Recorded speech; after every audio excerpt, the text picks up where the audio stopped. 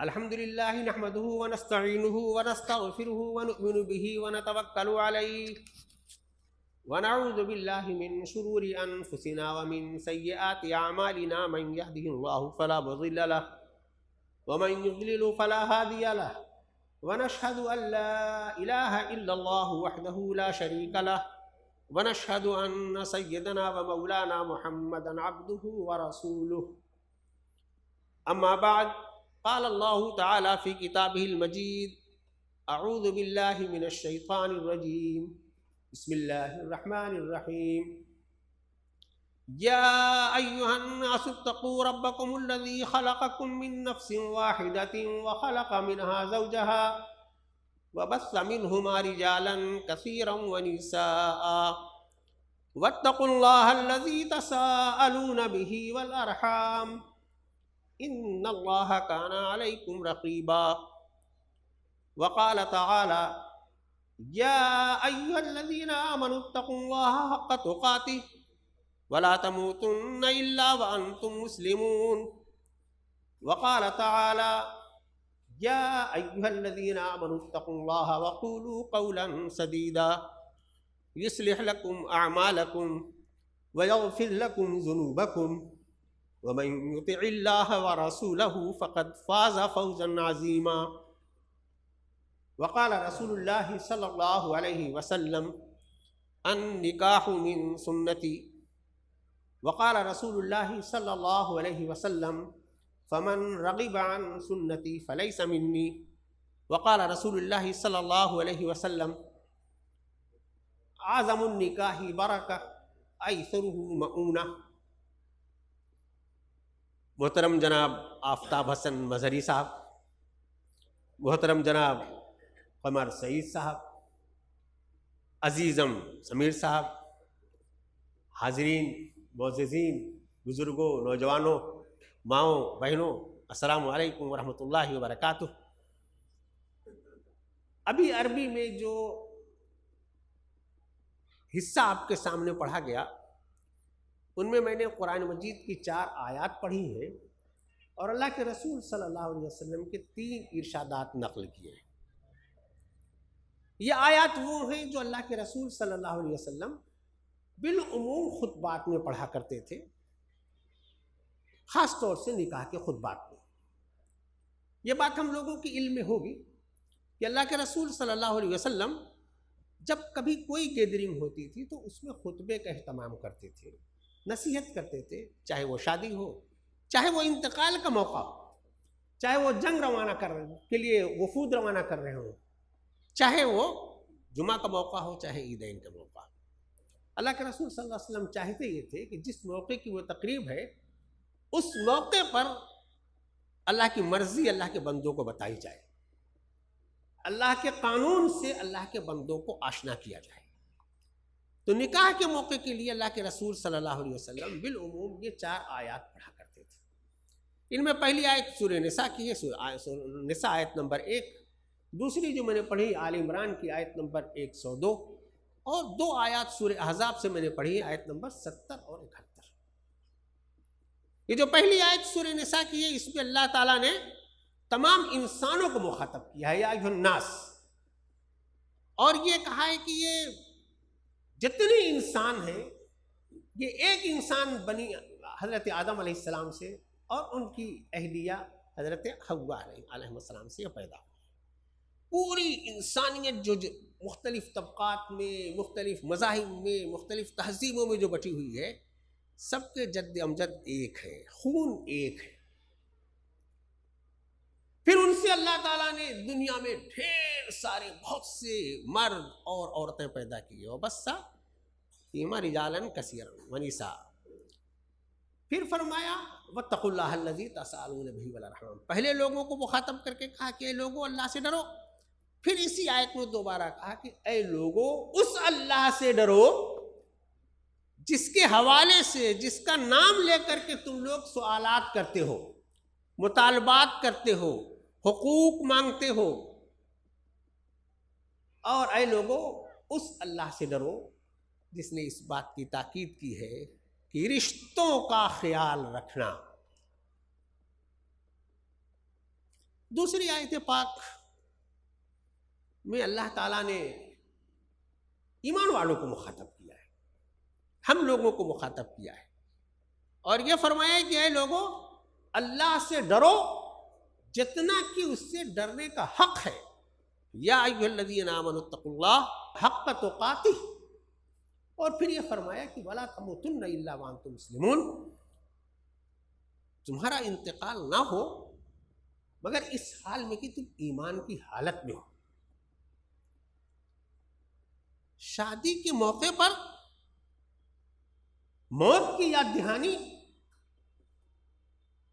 یہ اللہ کے رسول صلی اللہ علیہ وسلم کا حوصلہ تھا کہ اس خوشی کے موقع پر انہوں نے اس آیت کا انتخاب کیا جس میں موت بھی یاد دلائی گئی۔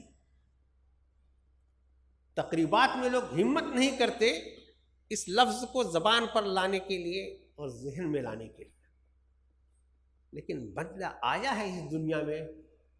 تو جائے گا اللہ کے یہاں، چاہے نہ چاہے۔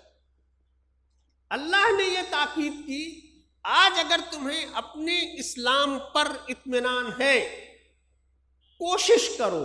دعا کرو کہ تمہارا خاتمہ بھی اسلام پر ہو، یہ زیادہ بڑی چیز ہے۔ اگلی آیت جو سورہ احزاب کی ہے اس میں اللہ تعالیٰ نے پھر مسلمانوں کو مخاطب کیا اور فرمایا یا ایھا الذین آمنوا اتقوا اللہ وقولوا قولا سدیدا، اے ایمان والو صاف بات کہو، کھری بات کرو، ایمانداری کی بات کہو۔ یصلح لکم اعمالکم، اللہ تعالیٰ تمہارے سب کاموں کو ٹھیک کر دے گا۔ ویغفر لکم ذنوبکم، اللہ تعالیٰ تمہارے سارے گناہ معاف کر دے گا۔ ومن یطع اللہ ورسولہ فقد فاز فوزا عظیما، جس نے اللہ اور اس کے رسول کی اطاعت کی سمجھ لو کہ اس نے کامیابی کا راستہ اختیار کر لیا، کامیابی اسی کو ملے گی۔ تو میرے بھائیوں اس موقع پر 4 آیات میں 5 مرتبہ جو ایک لفظ استعمال ہوا ہے وہ تقویٰ ہے، اللہ سے ڈرنے کا، اللہ کے قانون پر چلنے کا، اللہ کی گرفت سے بچنے کا، اللہ کی مرضی اختیار کرنے کا، اسی کو کہتے ہیں تقویٰ۔ دوسری آیت میں کہا کہ تقویٰ تھوڑا موڑا نہیں، جو اس کا حق ہے اتنا حق تقاتہ۔ تو شادی کے موقع پر بار بار تقویٰ کی یاد دہانی، اس موقع پر تو یہ سب خرافات بھی نہیں ہوتی تھی جو آج کے زمانے میں ہو رہی۔ عرب میں شادی کے موقع پر اتنی خرافات نہیں تھی۔ ہم لوگ ہندوستان میں ہیں، ہم لوگوں کے ارد گرد جو بہت کچھ اور رسومات ہیں ہم نے اپنی شادیوں میں داخل کر لیا، لیکن اس کا اندازہ تو اللہ کے رسول صلی اللہ علیہ وسلم کو رہا ہوگا کہ دنیا کہاں جائے گی، مسلمان کہاں جائے گا۔ اس لیے خاص طور سے شادی کے موقع پر 5 مرتبہ تقویٰ کی یاد دہانی کرائی کہ ڈرنا، اللہ سے ڈرنا، اللہ سے ڈرنا، اللہ سے ڈرنا، اللہ کی گرفت سے ڈرنا، اللہ کے قانون سے ڈرنا۔ کہ اگر مسلمان کہیں کسی چیز کو دیکھ کر، کسی رسم سے متاثر ہو کر اس کو اختیار کر لے تو اس کو اس موقع پر اس تقویٰ کی یاد دہانی کرائی جائے اور وہ اس سے توبہ کرے، بچے۔ پھر آج کی تاریخ میں 2 خاندان مل کر ایک نئے خاندان کی بنیاد رکھ رہے ہیں، ایک نئی نسل کی بنیاد رکھ رہے ہیں۔ یہ بنیاد تقویٰ پر ہونی چاہیے، یہ بنیاد خوف خدا پر ہونی چاہیے، یہ بنیاد اللہ اور اس کی مرضی پر رکھی جانی چاہیے، نہ کہ خواہشات پر، مرضیات پر، رسومات پر اور دوسری چیزوں پر۔ اس لیے خاص طور سے اللہ کے رسول صلی اللہ علیہ وسلم نے ان باتوں کا ان آیات کا انتخاب فرمایا، اور یہ پیشن گوئی آپ نے فرمائی کہ ایسے موقع پر خاص طور سے اگر کسی نے اللہ و رسول کی مرضی کو اختیار کر لیا فقط فاز فوزا عظیما، اس کے لیے ساری کامیابیاں رکھی۔ میں نے جو احادیث آپ کے سامنے پیش کی، پہلی حدیث پاک میں نے پیش کی جو ہمیشہ ہر نکاح کے خطبے میں آپ سنتے ہیں کہ النکاح من سنتی، نکاح میرا طریقہ ہے، میری سنت ہے، اور اس سنت سے جو اعراض کرے گا وہ گویا میرے طریقے کو چھوڑے گا مجھ میں نہیں ہوگا، وہ الگ اس کی کوئی جگہ ہوگی، الگ کوئی اس کی پہچان ہوگی. ذرا یہ لفظ کہنے میں مجھے ڈر لگ رہا ہے کہ میری امت میں نہیں ہوگا، ورنہ ترجمہ وہی ہوگا کہ فمن رغب عن سنتی فلیس منی، وہ مجھ میں سے نہیں ہوگا. اتنی تاکید اللہ کے رسول صلی اللہ علیہ وسلم نے نکاح کے لیے کیوں کی؟ اللہ کے رسول کے زمانے میں تو نکاح بہت عام تھا، ایک آدمی دوسری تیسری چوتھی شادی کرتا تھا، ایک بیوی شاید ہی کسی کے پاس رہی ہوگی. اس کے باوجود آپ نے یہ ترغیب کی کہ نکاح کرو، نکاح میرا طریقہ ہے. متعدد دوسری حدیث میں آپ نے فرمایا کہ گناہوں سے بچنے کا معمول طریقہ یہ ہے، عزت نفس کا محفوظ طریقہ یہ ہے، نسل کی افزائش کا محفوظ طریقہ یہ ہے کہ نکاح بندہ کرے. آج کے زمانے میں اس حدیث پاک کی معنویت دیکھیے. ایک فیشن ہو گیا ہے کہ لذات اتنی سستی، اتنی آسانی سے دستیاب ہیں کہ نکاح کرنے کی ضرورت کیا ہے، فیملی کے بکھیڑے میں پڑنے کی ضرورت کیا ہے، ذمہ داریاں قبول کرنے کی ضرورت کیا ہے. بڑا فیشن بن گیا ہے بغیر نکاح کے زندگی گزارنے کا. یہ چیلنج ہے اللہ کے قانون کو، یہ چیلنج ہے اللہ کے رسول صلی اللہ علیہ وسلم کی سنت کو، اور یہ اپنے آپ کو گناہ میں جھونکنے اور ڈالنے کو. یہ دنیا میں شیطان بہت آزاد ہے سازشیں کرنے کے لیے، مکر کرنے کے لیے، قوانین بنانے کے لیے، لیکن یہ اللہ کے رسول صلی اللہ علیہ وسلم کی امت کے لیے نہیں ہے.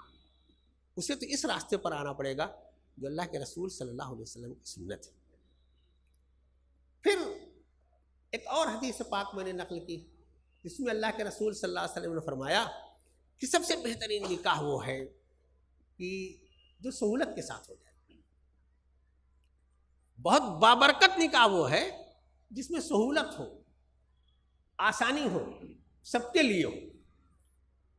اس کی تشریح ہم سب لوگ خود سے بھی کر سکتے ہیں. بہت سی جب ہم دیکھتے ہیں اپنے طبقات میں بہت سے کہ شادی کے لیے انہیں کیا کیا مشقتیں کرنی ہوتی ہیں، خاص طور سے کمزور طبقات میں، سماج سے جو متاثر ہیں، جو لوگ ہیں، اچھے لوگوں کی شادیاں دیکھ کر کے کن کن کی طرح کی کلفتیں انہیں برداشت کرنی ہوتی ہے. تو فرمایا اللہ کے رسول صلی اللہ علیہ وسلم نے آسان بناؤ اس تقریب کو، کم خرچیلی بناؤ اس کو، سہولت کے ساتھ ہو آپ کے لیے بھی اور باقی امت کے لیے بھی. میرے ایمان والے بھائیوں، آپ حضرات کا میں نے وقت لیا